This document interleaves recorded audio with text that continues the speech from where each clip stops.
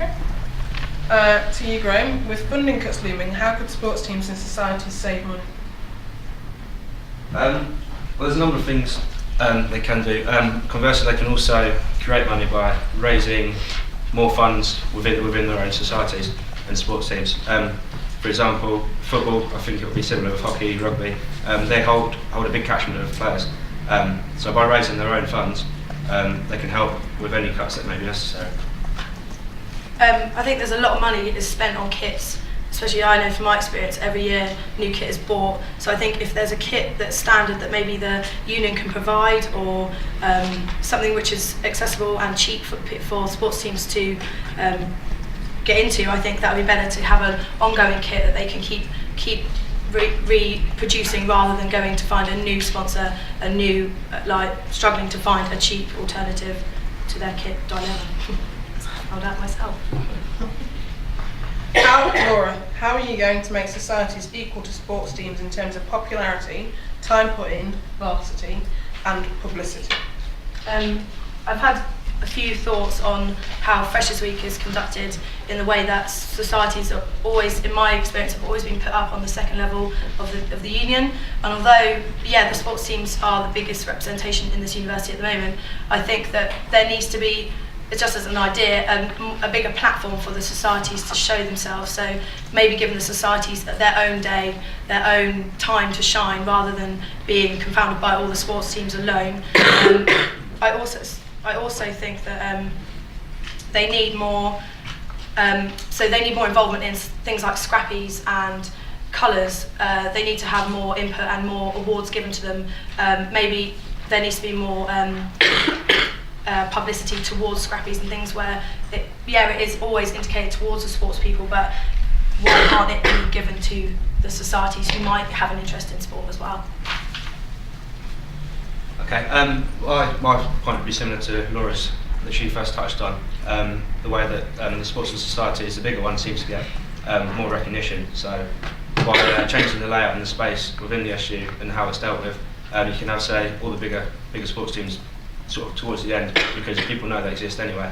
Whereas some of the smaller ones have them by the front, so they're getting publicity and exposure straight away.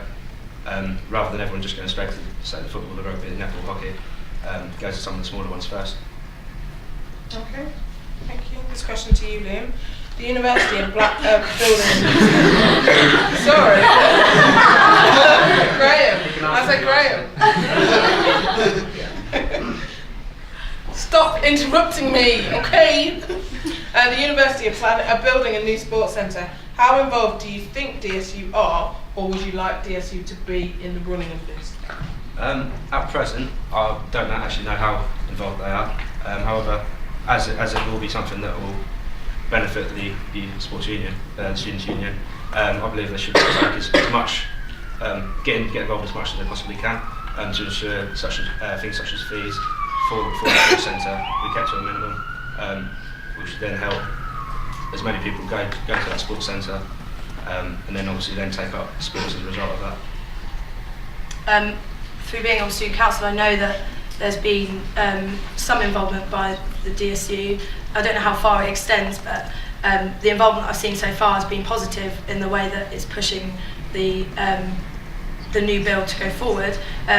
As how involved they should be, I think they should be involved more over anything else, because I think through having this new build, having a later time for students to go and relax and to work out, I think that will really promote this university as a whole. And I think if we can get the student population on board, then as a campaign, then that will improve it even more. I'm going to ask you two final questions. To you, Laura. What are you going to do to extend opportunities for hard-to-reach groups? Going on from what I've been talking about before, the platform thing, especially with societies, Sikh society, other religious societies, for instance, I feel they need their chance to shine on a platform where people can ask them direct questions about their religion, rather than them going onto the street and feeling like when people walking past they can't be approached and things like that. So I think by giving them more of a profile within the university and being a collective, joining together, people will feel like they're more approachable. So yeah, that's how I think they should be given more time in the union as the venue to have their say. Thank you. Graham. Okay. Well, I believe communication is key. If you can get the word across, then you're ultimately going to gain more exposure, and people are going to have more awareness of what all of the societies are. And one way you can do that is, literally just by being out there and putting yourself out there, talking to individuals directly, face to face, just getting your message across as much as you can. Just face to face. My last question to you both. Do you agree with the media attention and coverage surrounding university sports tours, carnage, events such as that? So Do you agree with the media attention and coverage surrounding university sports tours and events such as carnage? such as carnage. Is that really a sporting event, carnage? Or do you mean to say like the sports tours abroad, that sort of thing? Yeah, okay. They got quite a bad coverage last year when we went to Salute. I believe it's a time when university students are, they've worked hard all year. They're going to go on holiday to let their hair down.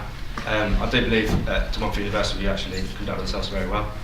So in terms of that, I feel that the media coverage of De Montfort University was unjust. And generally speaking, the executive officers that are there supporting our university and the students that go there as part of DMU, I feel they control the students very well, and therefore the media coverage in terms of De Montfort University is unjust.